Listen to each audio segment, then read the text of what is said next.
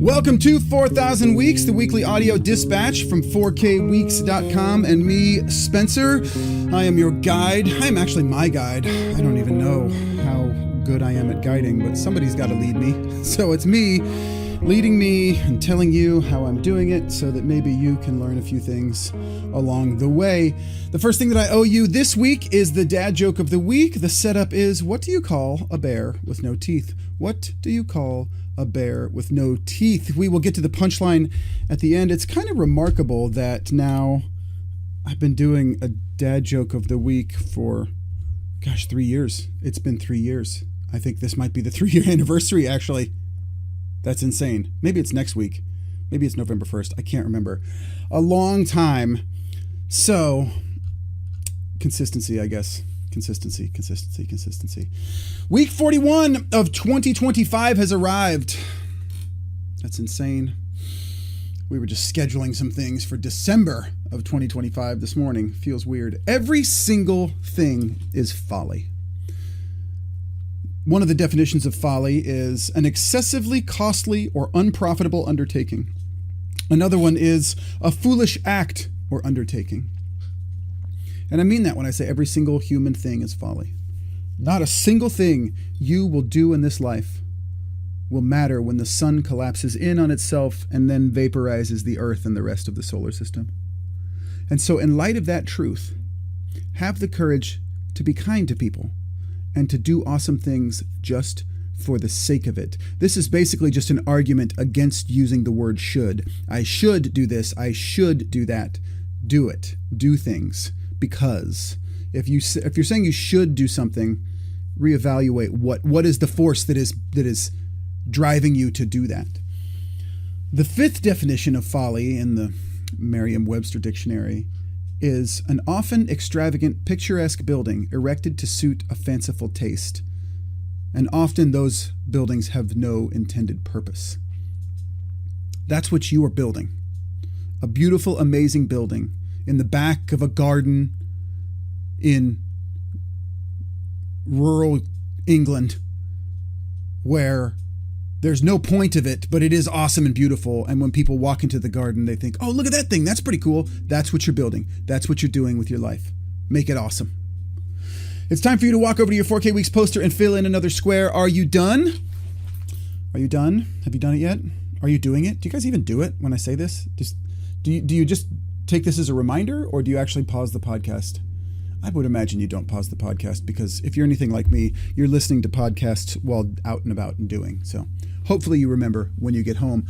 Okay, here's an ask. I would really love your help at the top of the podcast. I need to put the link in here. So I will put the link in the email, and you can go to YouTube /ES Schubert Sculpture, and youtube.com/ES Schubert Sculpture, and find it if you don't want to go to the email and find the link. But I would really, really love your help. Truly, truly. You can make a measurable difference in the project that I'm working on and my life this week if you would do me this favor. So for the last month, almost a month, I've been working with a guy that we hired for the studio. He's a videographer, and we've been making a video series for the sculpture studio. And it's an idea I've had for a long time, and finally I just decided to do it, to give it what it needs to be real. And so we're doing it, and the first 8-minute video goes live at noon on Sunday, tomorrow, right? So if you're listening to this podcast on Saturday, the day I'm recording it, you'll have to wait till tomorrow at noon Central Time to watch the video on YouTube. But here's how you can help me. And you can also see inside the studio when you do it and see, kind of what I spend most of my week working on. Watch the video, all 8 minutes of it. If you would watch it, the whole 8 minutes, subscribe to the channel, and then tell me what you think of the video. Shoot me an email, Spencer@4kweeks or Spencer@eschubert.com, or put it in the comments of the YouTube video. Either way, actually, that might be more beneficial. I promise I will respond. I promise I will answer. Seriously, that would be absolutely amazing. If you find value in this podcast and the email, and you want to throw me a bone, do me a favor, pat me on the back. This would be a spectacular way to do that, because we're just launching it, and any little bit at the beginning helps. In fact, that's a truism when you're starting something new. Initial conditions affect the potential final outcome of a project much more than later on down the road. So this really actually matters. If you watch it and you subscribe to the channel, shoot me an email with your thoughts and I will send you a discount code for 4K Weeks as a thank you so that you can buy a poster or a 33-day massive action or something as just a small way of saying thank you. I'll give you a good chunk of a discount. I would love to hear what about it that you liked, what you didn't like, if you thought it was interesting or boring, etc., etc., etc. I would love to know that. So if you want to do me a favor, that is the best favor you can do me. Probably this year. That'd be the best favor you can do me, because I've just been working on it, thinking about it for so long, and now we're finally putting something out into the world. Remarkable weeks. Week 41 of 1963, Linus Pauling, chemist and anti-nuclear weapons campaigner, won the Nobel Peace Prize for his opposition to weapons of mass destruction. This happened on the same day that the first nuclear test treaty was made effective. He was 3,267 weeks, or 62.65 years old. Linus Pauling. The quote of the week. The quote of the week is from Dhammapada. Just as a flower, which seems beautiful, has color but no perfume, so are the fruitless words of a man who speaks them but does them not. Just as a flower, which seems beautiful, has color but no perfume, so are the fruitless words of a man who speaks them but does them not. Words are wind. The hard thing is to live in accordance with your principles. And I think, you have to have the words. You have to have the thoughts. You cannot do anything without first thinking it with regard to intentional action. I want to be clear that that's what this email is for me. This email is a constant discussion in my head and in my kind of heads up display of how to be.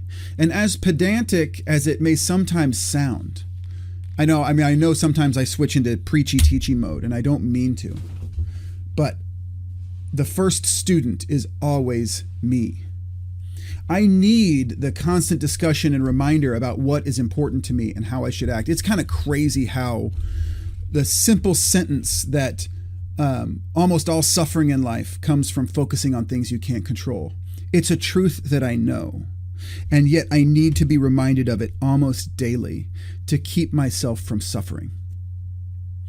And this isn't a weakness or mealy-mouthed indecision. I know that we're in the middle of our cultural moment where, hard-charging masculinity, no questions asked, do the thing without any nuance or discussion is kind of in vogue in certain areas. And I think often in that kind of meathead high school football locker room kind of mentality, nuance and discussion and thinking seems like weakness.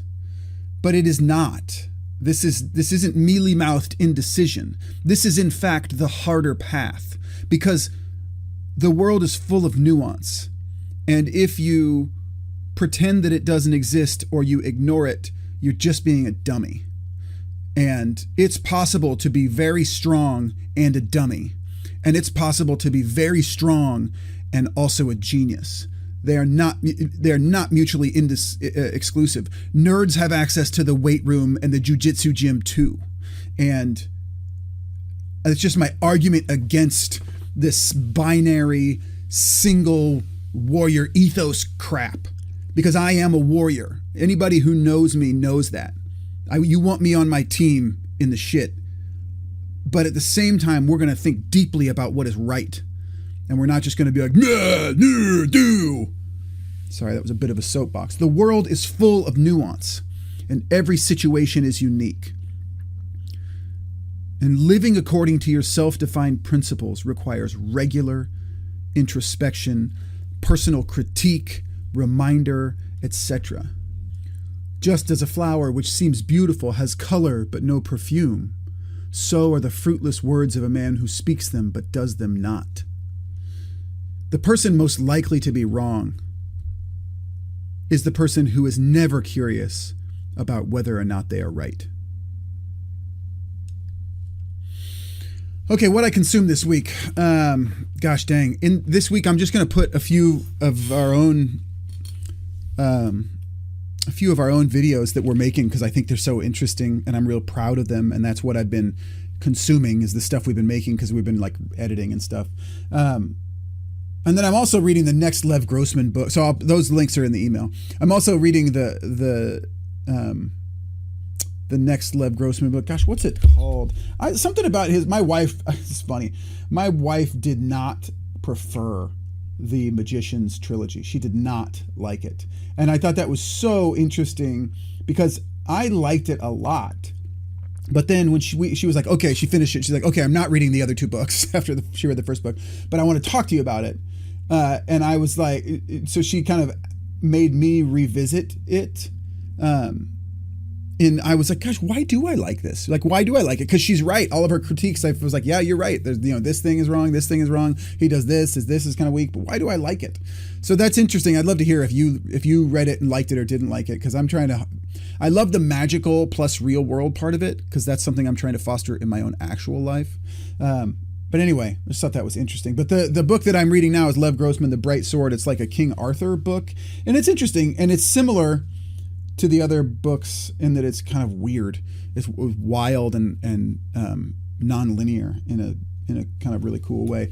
So anyway, that is the book that I'm reading. And then let's just see. Here's the deal. I sent the email out to my test readers without putting the content I'd consumed in because I just often have a hard time with like what I'm going to put in and what I don't. And that the people who I send the email out to each week are already listening to the same stuff I'm listening to, so they don't need the content. Oh, fascinating series from Revisionist History. I just started the first episode. It's called The Alabama Murders. I think it's Revisionist History, which is Malcolm Gladwell, but it's its own podcast series. I think it's called The Alabama Murders. So part 1 and part 2, I think, are out, and it's very, very interesting. And then also my son and I and my wife watched Ford versus Ferrari the other night, and I really liked it and he really loved it. And so I listened to the Founders podcast episode about Enzo Ferrari and his obsession. Founders is an interesting podcast because it's like there's a whole bunch of lessons in there, but I'm not sure that I want the lives of the people that he's talking about, right? Because they all are kind of like broken or have a bottomless pit of ambition or live very lonely lives or something. It's interesting to juxtapose their strengths with what seems pretty clearly like weaknesses as well. So that's what I consumed this week. So feel free to check it out if you're interested. Now we are to what I am thinking about this week. So I was thinking about the juxtaposition of, that's the second time I've used the word juxtaposition in the last few sentences. More is more or more is less. My buddy and I often say more is more to each other, like when we're joking around about, donuts. More is more, right? But I do think that there's two like main tracks in life where more is more, or the other one is more is less. And so when it comes to things and stuff and material possessions and keeping up with the Joneses, more is less. The more you have, the less you have. And I think science has shown this, that the more wealthy you become, the more you feel like you deserve this wealth and that all of the accompanying possessions and accolades that we currently treat wealthy people with. It's like that the deserving gets bigger. But the more you try to fill the hole in your soul with things and stuff, the bigger the hole gets. That's just a truth. There is no amount of things, of stuff, of Ferraris and Lamborghinis and houses and servants that can fill the void. There's none. I mean, clearly. It's kind of like eating chocolate chip cookies when you're tired at night. Like 0 is probably enough. 1 is enough. 2 is enough. 3 is enough. But you're like, it's like, I want all of the chocolate chip cookies. There's no amount that is enough. And I mean, it's so clear because like, if $500 billion hasn't satisfied the broken child inside Elon Musk, then I'm pretty sure no amount of retail therapy will make you or I feel better. It's like, I think thinking about this in my own life. Specifically, I have this want, this one specific want. I'm a pretty frugal person. I don't spend money gratuitously on anything, frankly. We are under buyers, my wife always says, compared to our financial situation. But there's this one thing that I'm like, oh, that'd be cool. I want that. And I just am so suspicious of me wanting things, because it'd be like, oh, I want it. And it's like, well, I deserve it. And then it's like a slippery slope. But it's just almost like a nervous tick at this point. And I know it's not going to change anything material about my life, right? And then if it's added to the amount of stuff I have to take care of and manage, then one day it'll just be part of the things I take for granted. But that's the negative side. That's the more is less part. And it's a less interesting part to me, because I think there's another side of life that is more is more is more. Creativity, human ingenuity, giving, loving, all of the selfless doing words instead of the having words is just more is more is more is more is more. I remember this story from early on in my journey as a maker. I'm not sure if I've said it before. I was a 3-sport athlete in high school, loved playing sports, wanted to play college basketball. Sidebar, that was not in the cards for me, but I didn't know it at the time. Everybody thought I was going to be real big. Turns out I'm only 6'3".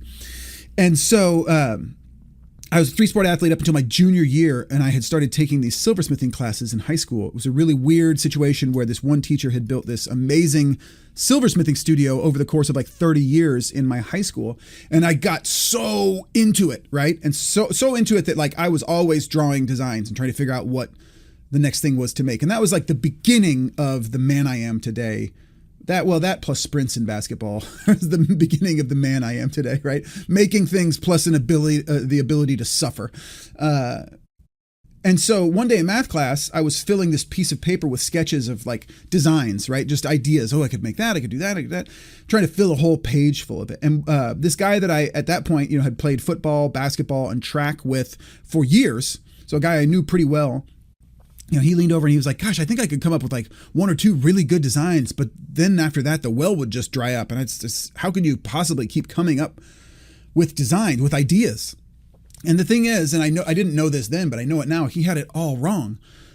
The more ideas you have, the more ideas you have, the more ideas you have, the more ideas you have. That's the truth. That's a truth about creativity. It's like you're digging for gold. And the more you dig, the more gold you find, but you will never hit the bottom. In fact, the more you dig, the more frequent the gold shows up. Most of us, I think, if we think we are blocked in whatever creative task we are attempting, right? Whatever your creative task is, if you feel blocked, you're probably actually suffering from an overdeveloped edit button. Right? From a fear of what you will think or what your friends will think or what the public will think when you are less than awesome, when you have an idea that is less than awesome, right? Because you put this idea out there and it's like proof that you're not the most amazing creator in the history of the world. But the truth is already you're not the most amazing creator in the history of the world. I don't even know who that person is. But that's okay. You don't have to be the most amazing creator in the history of the world. You just have to be you creating, right? And Seth Godin says this all the time. Like, if you think you don't have any ideas, you don't think you have any good ideas, show me all your bad ideas. Because what you're actually suffering from is fear. Because it is a bottomless well of ideas if you just have the courage to look at the bad ones too and to make mistakes. And, Ira Glass has this great, I've posted it in here this great 4-minute diatribe about when you're at the beginning, when he's talking about when you're young, he's mostly talking about like radio producers. You have good taste and you know what awesome things are, but you don't have the skills yet to do that awesome thing. So you make something and it kind of sucks compared to what you like in the world. And you're like, dang it. I see what is amazing and I know that this is amazing, but I keep making this crap over here. But the only way to make your skill match your taste is to just go through the woods of being bad at it for a long time. And that is like the trick of creativity, is that if you don't have the courage to be worse than you want to be for a minute, then you're never going to be as good as you want to be. And I am knee deep in this new idea that I mentioned at the top of the email, these videos documenting the processes that I use in the sculpture studio to make sculptures. And because of that, and because I finally just was like, we're going to do it, better or worse. The world may laugh at it. It may be terrible. It may not be interesting, but we're just going to do it. And when we decided that, now we're in this mode of like, I don't know, let's try. Let's do it. Ooh, that's cool. Ooh, that's neat. Okay, we made this video. Now it's time to put this video out. This video will never be better. It's as good as it's going to get. Now let's make the next video. Because we're there, because I've decided to just be in this swamp of unknowing, we have been forced to lean into it. And I'm awash in all of these ideas because it's almost like the muse, again, Elizabeth Gilbert talks about this, the being a genius versus having a genius, right? The universe wants things to exist. Ideas want to be acted upon. And I mean, you can think about it however you want. The magic of creation seems to reward the effort.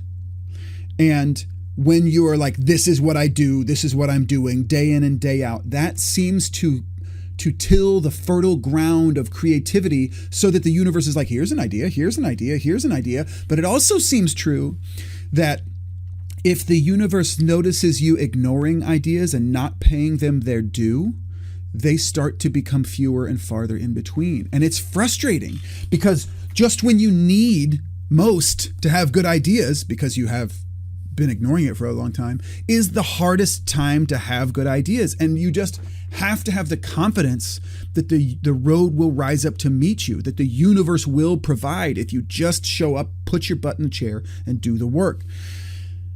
And I think it all stems from having the courage to try something that might not be a good idea, and then to learn from it and iterate. And if you can, I just believe this so much to my core, that if you will just have the courage to show the world your work, even when you're not as good as you can be, then one day you can be as good as you can be. So get out there and fill a piece of paper or a Google Doc or something with bad ideas. Have the courage to do it. My buddy and I, when I first heard that Seth Godin quote, you think you have no good ideas? Show me all your bad ideas. We used to play this game. I remember we were on vacation in Florida with families, two families together. And, the kids were off doing something, the moms were talking. And I was like, all right, let's play the bad idea game. We just come up with bad ideas. It's got to be a bad idea. And then that just frees you to have ideas because we all know they're going to be bad. So let's just hear them, right? And then sometimes you're like, well, that's actually a really good idea that you laughed at and made bad, but it's good. So just do it. I implore you. The universe there's all these ideas floating around in the ether. And the universe needs someone with a corporeal being to act on them and bring them into life. And that can be you. So thank you for that. Truly, also, another advanced thank you. Truly, if you have 8 minutes, I would love your support. I would love your thoughts. I would love your critique. I would love your ideas, your suggestions on my latest idea, good or bad. You can go to the email. There's a couple of different places where you can watch the video, and you can watch it on YouTube. And there's also like a couple of short clips on Instagram that I'll link in there too. So please, that would be spectacular. I would really appreciate it. Okay, until next week. Let's see the dad joke. What do you call? You know the answer. You know this one. They're getting a little bit thin. So if you have any ideas for the dad jokes, please shoot them to me. What do you call a bear with no teeth? A gummy bear. That one's pretty bad. Also, hey, the read time links in the email are pretty good this week. Genius comes in many forms, and a little clip of Mr. Rogers. But do me a favor. Watch that YouTube video, 8 minutes of your life. This has been 24 minutes, just so you know. And let me know what you think. Really appreciate it. Have a spectacular week. Get out there, make some awesome things. Have the courage to do it. Later.